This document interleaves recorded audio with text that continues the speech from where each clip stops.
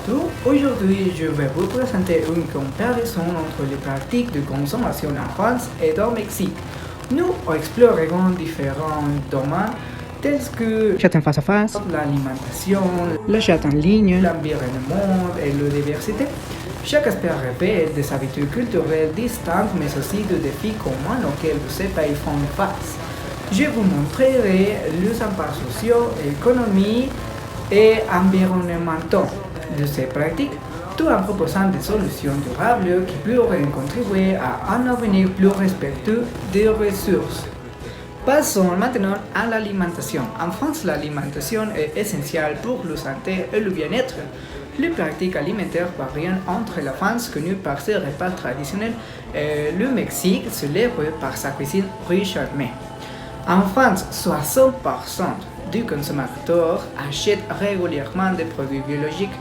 Ce chiffre est plus bas au Mexique, à environ 25%, où les produits locaux sont plus courants. En France, les émissions de CO2 dues à l'importation alimentaire sont une préoccupation majeure. Par contre, au Mexique, l'agriculture locale soutient l'économie rurale, créant des emplois de la zone agricole. Pour un avenir plus durable, il serait important d'encourager les circuits courts et l'agriculture biologique. L'impact environnemental est au cœur des débats de consommation.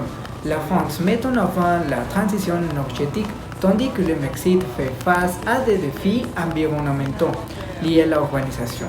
En France, 40% des foyers pratiquent le recyclage activement, contre seulement 28% au Mexique. En France, la transition vers des énergies renouvelables progresse, tandis qu'au Mexique, des défis comme la déforestation persistent, notamment en raison de l'urbanisation rapide. Encourager des pratiques écologiques comme l'usage d'énergie propre et la gestion responsable des déchets est essentiel dans les deux contextes. Alors, bonjour, je m'appelle Marijo et je vais expliquer la diminuée de l'achat de France en France. Alors, en France, la disparition d'entreprises, les plans sociaux, les restaurations, une concurrence accrue sur des marchés et des consommateurs de plus en plus exigeants. Nous devons rappeler le Covid a provoqué la fermeture de l'entreprise, d'accord? Cette polarisation des métiers de la vente devrait entraîner la diminution du nombre de fonctions commerciales en France. Aucune communication numérique ne saurait remplacer le contact personnalisé du vendeur, qui permet de créer un climat de confiance et d'établir des relations pérennes avec la clientèle. En Mexique, un des principaux avantages du commerce en personne par rapport à toute autre modalité de vente est l'immédiateté. Le consommateur se rend à un établissement lorsqu'il a besoin d'un produit ou d'un service de toute urgence, contrairement à un commerce électronique. Un modèle d'achat mixte et une course de création combinant les achats physiques et les achats en ligne. D'accord. Je vais parler de l'achat en ligne. En France, en 2022, la croissance des sites de vente en ligne en France a continué avec plus de 10 000 nouveaux sites actifs, soit une hausse de 100% par rapport à l'année précédente.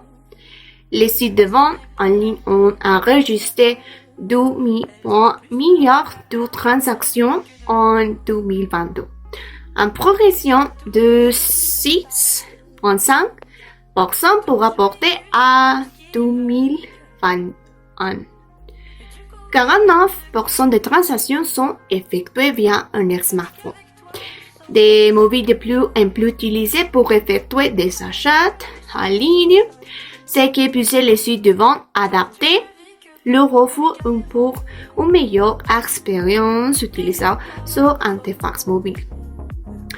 En Mexique, en 2023, le nombre d'acheteurs numériques au Mexique était d'environ 6 de 68 millions. La plupart d'entre eux se trouvent dans les centres et l'ouest du pays.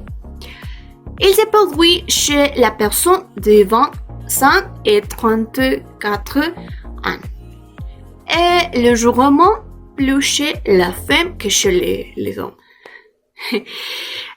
Les utilisateurs le font de moins une fois par mois, tandis que les moyens de paiement sont les cartes de crédit et de débit.